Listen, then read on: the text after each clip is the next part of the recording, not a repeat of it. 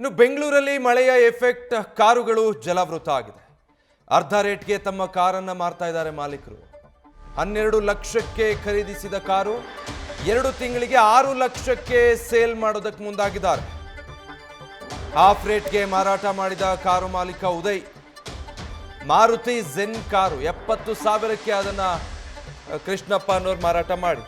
ಇನ್ನು Honda City 18ರಿಂದ 20 lakh car ಮಳೆ ನೀರಲ್ಲಿ ಮುಳುಗಡೆ ಆಗಿದ್ದಕ್ಕೆ ಒಂದೇ ವರ್ಷಕ್ಕೆ 7 ಲಕ್ಷಕ್ಕೆ ಅದನ್ನು ಮಾರಾಟ ಮಾಡಿಬಿಟ್ಟಿದ್ದಾರೆ.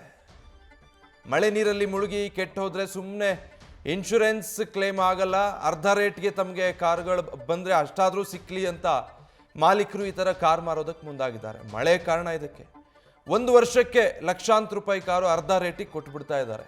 ಇಲ್ಲಾಂದರೆ ಅದು ಕೈಗೆ ಸಿಗಲ್ಲ. ಮಳೆ ನೀರಲ್ಲಿ ಮುಳುಗಿ ನಿಂತರೆ ಕಾರ್ ಕೆಟ್ಟೋದ್ರೆ ಅದಕ್ಕಾಗೋ ಖರ್ಚು ಭಯ ಆಗುತ್ತೆ. ಇನ್ನು ಇನ್ಶೂರೆನ್ಸಲ್ಲಿ ಅದು ಕವರಪ್ಪು ಆಗಲ್ಲ, ಕ್ಲೇಮ್ ಸಿಗಲ್ಲ. ಕಾರೇ ಬೇಡ ಸದ್ಯಕ್ಕೆ, ಮಳೆಗಾಲ ಮುಗಿದ್ಮೇಲೆ ಮತ್ತೆ ತಗೊಳ್ಳೋಣ ಅಂತನೋ ಅಥವಾ ಕಾರಿನ ಸವಾಸನೆ ಬೇಡಪ್ಪ ಬೆಂಗಳೂರಿನ ಪರಿಸ್ಥಿತಿ ನೋಡಿದ್ರೆ ಅಂತನೋ ಮಾಲೀಕರು ಈ ಥರ ಅರ್ಧ ರೇಟಿಗೆ ಕೊಟ್ಬಿಡ್ತಿದ್ದಾರೆ ಕಾರು. ಇದಕ್ಕೆ ಸಂಬಂಧಪಟ್ಟ ಹಾಗೆ ಕಾರ್ ಮಾಲೀಕರನ್ನ ನಮ್ಮ ಪ್ರತಿನಿಧಿ ಸತ್ತಾರ್ ಮಾತಾಡಿಸಿದ್ದಾರೆ ನೋಡಿ.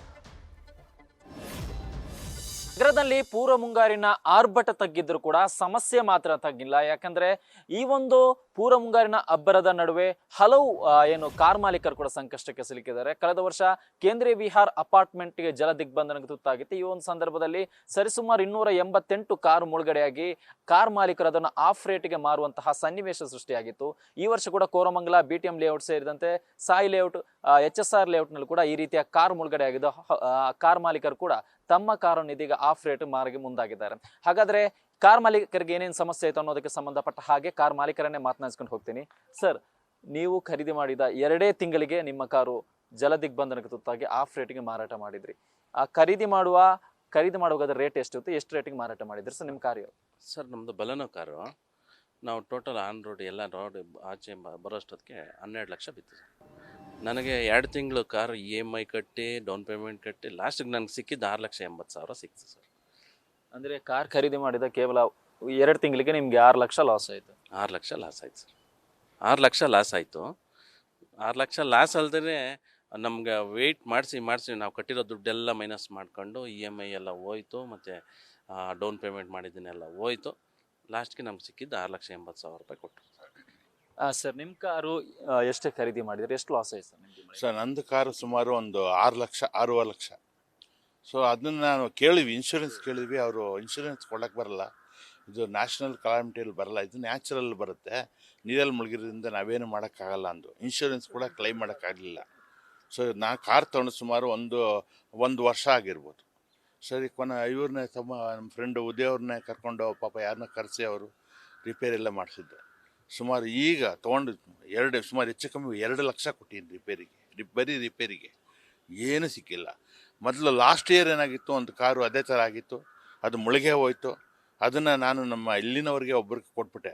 ಬರೀ ನೀವು ನಂಬ್ತಿರೋ ಬಿಡ್ತಿರೋ 70,000, 70,000ರಿಂದ 75,000 ರೂಪಾಯಿ ಕೊಟ್ಬಿಟ್ಟೆ. ಎಷ್ಟು ಲಕ್ಷ ಮೌಲ್ಯದ ಕಾರು? 6 ಲಕ್ಷ ಕಾರ್ದು ಅವ್ರಿಗೆ ಕೊಟ್ಬಿಟ್ಟೆ ನಾನು. ಯಾಕೆಂದ್ರೆ ಅದೇನು ಮಾಡೋಕ್ಕೆ ಬರಲಿಲ್ಲ. ಅವರಾದ್ರು ಬೇರೆ ಯೂಸ್ ಮಾಡ್ಕೊಳ್ಳಿ ಅದು ಇದಂತೆ. ಯಾಕೆಂದ್ರೆ ಇನ್ಶೂರೆನ್ಸ್ ಕ್ಲೈಮ್ ಮಾಡೋಕ್ಕಾಗಲಿಲ್ಲ. ಅದು ಕೊಟ್ಬಿಟ್ಟು ಹೊಸದು ತೊಗೊಂಡೆ, ಹೊಸದು ಕೂಡ ಅದೇ ಹಣೆ ಬರ ಆಗೋಯ್ತು, ನೀರಲ್ಲಿ ಮತ್ತೆ ಮುಳುಗೋಗ್ಬಿಡ್ತು. ಸೊ ಅದು ರಿಪೇರಿಗೆ 1 ಲಕ್ಷ 2 ಲಕ್ಷ ಈ ಥರ ಸುಮಾರು ನಮ್ಮ ಇಲ್ಲಿನ ಅಪಾರ್ಟ್ಮೆಂಟಲ್ಲಿ ಸುಮಾರು ನೀವು 281 ಹೆಚ್ಚು ಕಮ್ಮಿ 300-350 ಕಾರುಗಳು ಹೋಗಿವೆ. ಸುಮಾರು ಹೆಚ್ಚು ಕಮ್ಮಿ ಎಲ್ಲ ಮಾರಕ್ಕೆ ಬಿಟ್ಟಿದ್ದಾರೆ. ಯಾಕೆಂದರೆ ಅದು ರಿಪೇರಿ ಮಾಡಿಸೋ ಅಷ್ಟು ದುಡ್ಡು ನಮ್ಗೆ ಇನ್ಶೂರೆನ್ಸು ಬರಲ್ಲ. ಸೊ ಹಾಗಾಗಿ ಅದು ಪ್ರಾಬ್ಲಮ್ ನಮಗೆ. ಅದೇ ಅಲ್ಲ, ಈವನ್ 2 ವೀಲರ್ಸ್ ಕೂಡ, ಕಾರೆಲ್ಲ 2 ವೀಲರ್ಸ್ ಕೂಡ ಪ್ರಾಬ್ಲಮ್ಮು. ನೀವು ನೋಡಿರ್ಬೋದಾ, ಇದ್ರ ಮೇಲೆ ಇಟ್ಟಿದ್ದೀವಿ 2 ವೀಲರ್ಸ್ ಕೂಡ, ಅದು ಕೂಡ ಯಾರು ತೊಗೊಂಡೋಗಲ್ಲ. ಆ ಥರ ಪರಿಸ್ಥಿತಿ. ನಮ್ಗೆ ಇನ್ನು ಇಂಪಾರ್ಟೆಂಟ್ ಹೇಳ್ಬೇಕಂದ್ರೆ ನಮ್ಗೆ ತುಂಬ ಮೋಸ ಮಾಡೋರು ಇನ್ಶೂರೆನ್ಸ್ ಕಂಪ್ನಿಯವ್ರು ಸರ್. ತುಂಬ ಮೋಸ. ಇನ್ಶೂರೆನ್ಸ್ ಕಂಪ್ನಿಯವ್ರು ಫಸ್ಟು, ಸೆಕೆಂಡ್ ಬಂದು ನಮ್ಮ ಶೋರೂಮ್ಗಳವರು. ಅವ್ರು ಹೇಳಿದ್ದಾರೆ. ಅದೇ ಸರ್, ಈ ಒಂದು ಟೈಮ್ನಲ್ಲಿ ಶೋರೂಮ್ನವ್ರು ಒಂದು ಮಾಫಿನ ಶುರು ಮಾಡಿಬಿಡ್ತಾರೆ. ಹೌದು ಸರ್, 100%. ಅವನ ಹತ್ರ ನಿಲ್ಸ್ಕೊಬೇಕಾದ್ರೆ 2,000 ರೂಪಾಯಿ ದಿವಸಕ್ಕೆ, 500 ರೂಪಾಯಿ ದಿವಸಕ್ಕೆ. ಆಮೇಲೆ ಟೋಯಿಂಗ್ ಚಾರ್ಜ್ 2,000 ರೂಪಾಯಿ. ಆ 2,000 ರೂಪಾಯಿ ಅವ್ರ ಕಮಿಷನ್ನು. ಇನ್ನು 3,000 ರೂಪಾಯಿ ಇವನು ಟೋಯಿಂಗ್ ಅವನದು. 5,000 ರೂಪಾಯಿ. 2,000 ರೂಪಾಯಿ ಶೋರೂಮ್ ಅವನಿಗೆ, 3,000 ರೂಪಾಯಿ ಇವನ್ಗೆ, 5,000 ರೂಪಾಯಿ ಆಯಿತು. ಇದಲ್ಲದೆ ಭಾರಿ ಮೋಸ ಆಯಿತು ಬಿಡಿ ಸರ್ ನಮಗೆ. ಅದು ಈಗೇನಾಗಿದೆ, ಇತ್ತೀಚೆಗೆ ಈ ಎಲೆಕ್ಟ್ರಾನಿಕ್ಸ್ ಕಾರ್ಗಳು ಬರ್ತಾಯಿವೆ, ಎಲ್ಲ ಎಲೆಕ್ಟ್ರಾನಿಕ್ಸ್ ಡಿಜಿಟಲ್ಲು. ಅದು ಒಂದ್ಸಲ ನೀರಿಗೆ ಮುಳುಗ್ಬಿಟ್ರೆ ಮುಳುಗೋಯ್ತು, ಆಯ್ತಾ? ಬರೀ ಎಲ್ಲ ಎಲೆಕ್ಟ್ರಾನಿಕ್ಸ್ದೆ. ಅದು ಅಲ್ಲಿಂದ ತರಿಸ್ಬೇಕು ಇಲ್ಲಿಂದ ತರಿಸ್ಬೇಕು, ಅದು ಇದು ಭಾಳ ಕಷ್ಟ ನಮಗೆ. ಅದು ಆಟೋಮೆಟಿಕ್ ಕಾರ್ಗಳು ಆ ವ್ಯಾಲಿನೇ ಸುಮಾರು ನಮಗೆ ಹೆಚ್ಚು ಕಮ್ಮಿ 1-1.5 ಲಕ್ಷ ಬಂದ್ಬಿಡುತ್ತೆ. ಭಾಳ ತೊಂದರೆ ನಮಗೆ. ಇವಿಷ್ಟು ಕಾರ್ ಮಾಲೀಕರ ಅಸಹಾಯಕತೆ ಮಾತು. ಯಾಕಂದರೆ ಈ ಪ್ರಾಕೃತಿಕ ವಿಕೋಪ ಆದಂತಹ ಸಂದರ್ಭದಲ್ಲಿ ಯಾವುದೇ ರೀತಿಯ ಇನ್ಸೂರೆನ್ಸ್ ಕೂಡ ಕ್ಲೈಮ್ ಆಗಲ್ಲ, ಇವರಿಗೆ ಏನು ಮಾಡೋಕ್ಕೂ ಕೂಡ ಆಗಲ್ಲ. ಒಂದು ಕಡೆ EMI ಕಟ್ತಾ ಇರ್ತಾರೆ, ಈ ಒಂದು ಸಂದರ್ಭದಲ್ಲಿ ಕಾರು ಮುಳುಗಡೆ ಆಗುತ್ತೆ.